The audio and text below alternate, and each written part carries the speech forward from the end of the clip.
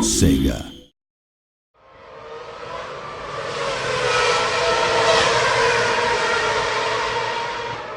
Just like in a top-tier race series, your car is in a constant state of evolution.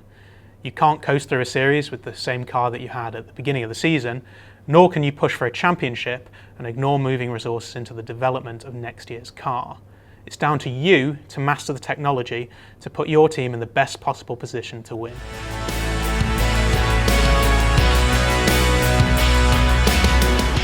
In our first video, we looked at building your team. Now we're going to move on to mastering the technology. I'm here with Rob Pearson, who is the lead designer on Motorsport Manager. Rob, can you just, before we start, can you just tell us a little bit about what you do on the game? So as the lead designer, I'm kind of responsible for all of the gameplay, all of the choices that the player has to make, and kind of tuning things and tweaking things so that all of the races are fun and exciting and they go down to the last lap. Great. So in the first video, we talked a little bit about the drivers, the staff, and we finished on the headquarters, and we'll go back to that in a sec. But firstly, this is all about mastering the technology, so why don't we talk a little bit about the cars in the championship? So this is the World Motorsport Championship car. As you can see, it's like our top tier. This is the kind of glossy, most exciting version of the car. And compared to some of the other tiers, like you've got more details going on here in terms of the little bits of aero. So you can go deeper into the development of the aerodynamics on it. So see at the moment on there, there's quite a large diameter rim on there. Is that something that changes throughout the development of the game, not just the car? Yeah, so that's actually tied to our politics system, Okay. and the rules of the championship you're in will change from year to year.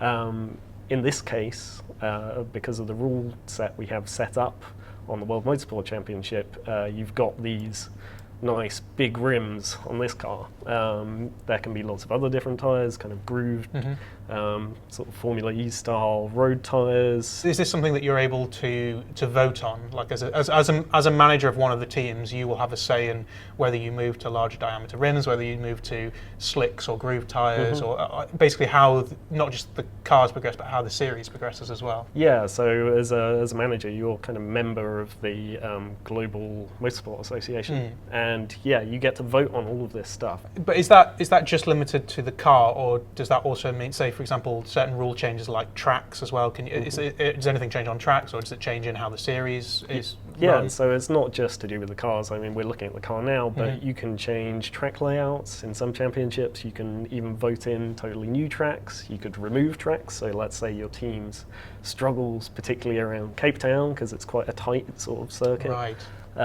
Maybe you want to get rid of it, and you can vote on that just the same way the rest of the team principals or the managers do, and whichever whoever wins the vote, that's going to change the way the championship plays out next season. So that comes down to mastering the technology as well, because you're not just making sure that you get the best car possible, but you're trying to make sure that the tracks that you run at are not just the best tracks, but the best orientations of tracks as well to suit your car. Yeah, and that can come down to changing the layout of certain tracks. So if you want to make sure there's an extra chicane in a certain track that's going to benefit you, then yeah, you can really push for that. So each track in the game will have multiple layouts, and as you progress through the game, you can vote on which layout that they're going to race on. Yeah, so some tracks are specific to one layout just because they're kind of more traditional old school tracks, right. But some have lots of different configurations. I think we Okay. have Dubai has 5 different layouts. Right.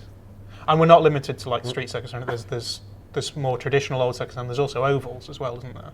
Yeah, there's an oval. You can, if you manage it, you can vote that in, and it's really interesting to see the cars going around an oval. I mean, the lap times are insanely tiny. You're doing a hell of a lot more laps, and it's a totally different challenge for the cars. Sure. Throws up some slightly different results. Sure. So going back to where we left off with the audience, shall we just skip through to the headquarters? Okay. So we were talking a little bit with Sam about the drivers and the staff, but the headquarters probably is more linked to the technology of it, because that will affect what you can develop and how the process of development takes place, isn't it? Yeah, that's exactly right. So how far you can drive the development of your car is linked intrinsically to the quality of your headquarters. So we can see there the ride handling development design center is only at level 1 of 3. So that affects one certain part of the car then. Yeah, that's right. So the ride handling development affects the suspension. Right. Okay. And if you want to put more money into that, you feel like it's going to benefit you, maybe you can see there's some tracks coming up that are really going to benefit from stronger suspension, then you can push for that. And it's kind of a long-term decision that's really going to impact the way your car behaves around the track. All of this links back to how you design your parts. So we'll just jump into that there. Okay, so if we're looking at the overall screen at the moment and sort of developing parts, where we can see at the moment for our next race, which is in Belgium, we can see the rear wing and the engine are the most crucial things to develop on there. So are those the areas that a player would focus on before the next race, or are we looking 2 or 3 races ahead? Well, that really depends on the player's strategy. I mean, they can, up here, they can have a look ahead to the next few tracks. Looks like top speed's looking pretty good. That's marked as crucial and useful for the next 2 tracks. So, you know, looking ahead like that and making that longer term decision, like if maybe a clever player is going to be able to analyze the calendar and pick their best development plan, essentially. Because it takes time to develop these parts. It's not just like they're available, and that comes down to the headquarters as well. It's how quickly you can get them developed and to what level you can get them developed. Yeah, so all of the different parts have different build times and they have different costs. So you know, depending on what you've got in your bank balance, you might not be able to afford that new engine. So you can see here that the engine is actually not going to make it in time right, for the okay, next so race. Even though that's technically crucial for the next race, it's not going to be built in time, so our focus should be on something that can be built in time. So before each race, you will need to look at this screen and make sure that all the parts on the car are in the best shape they can be, and make sure that if you've developed new parts, or whether you've just developed replacement parts, they're on the car at the same time. Shall we go through the process of sort of changing some of the parts over or upgrading parts? Yeah, so as you were saying, you know, your parts have different ratings, so they have their own personal stat, whether it's low speed corners or top speed or acceleration, and they have reliability. So let's say you're going to the race, you might want to weed out any parts with super low reliability. Right. And here we can see we've just made a couple of much better parts here. So these are parts that have just been developed within our HQ? Yep, yeah. So we've just created a new rear wing and a new gearbox. And you can see they've got much better performance rating than those ones you start the season on. However, they've got some dodgy reliability.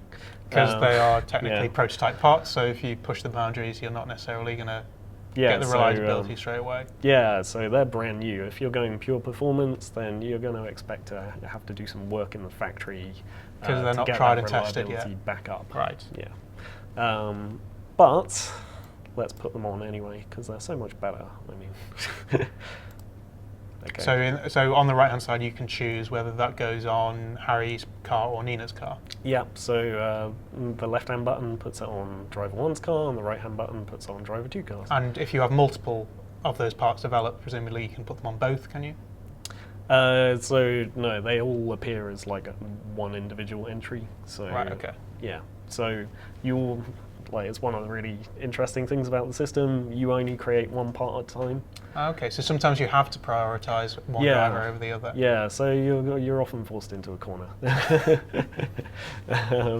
And yeah, your drivers, like I say, they're going to notice this stuff. So you can see as well, like this graph over here is giving you a good indication of whose car is better, and we can see that Chapman's car way better in the high-speed corners because we've just given him this nice new rear wing. We also have a feature within the game which is part improvement, and you can improve every part in one of 2 ways. So each part has a little bit of potential to be improved, and that's defined kind of by your lead designer. He, depending on his skills, his stats, like let's say he's a particular engine expert, then you know, he gives you a little bit more room to get that engine up to the place where it's better than everyone else on the grid. Right. You can also improve the reliability, so like you were saying, often when you make a new part, the reliability is not going to be that great.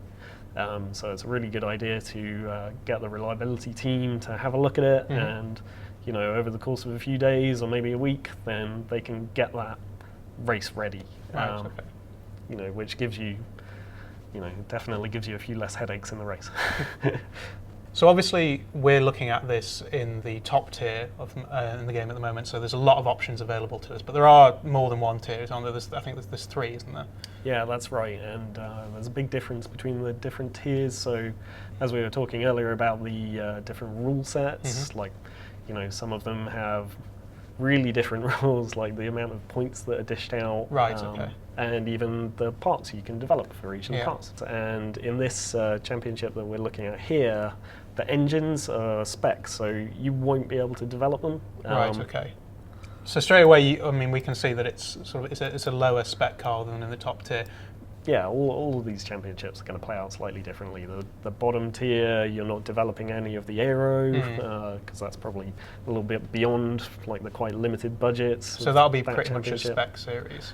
Yeah, that'll be a lot closer to a spec series. I mean, we still allow some development because it's a fun part of the game, and it really allows you as the player to improve your car and make a lot of strides away from the track as well as on it. But these lower series are important because they're sort of the proving grounds, aren't they? And that's the same for drivers as well. So if you're looking for new drivers or mechanics or designers, some of them are coming from the lower spec teams and they're looking to get into the top tier as well. Now, there's only so much you can do. You can make sure you've got the right team in place, the right drivers, the right designers, the right mechanics. You've developed your car as much as you can. You've fitted all the right parts. You've set it up as much as you can. But when it comes down to it, when it actually comes to the race, there's the split-second decisions that will decide whether you win or lose. And that'll be the focus of our next video, where we'll be joined by Chief Technical Officer Christian West, where we'll be talking through the dilemmas that you'll face on the pit wall that decide whether you win or lose the race. Make sure you like and subscribe below, and we'll see you next time.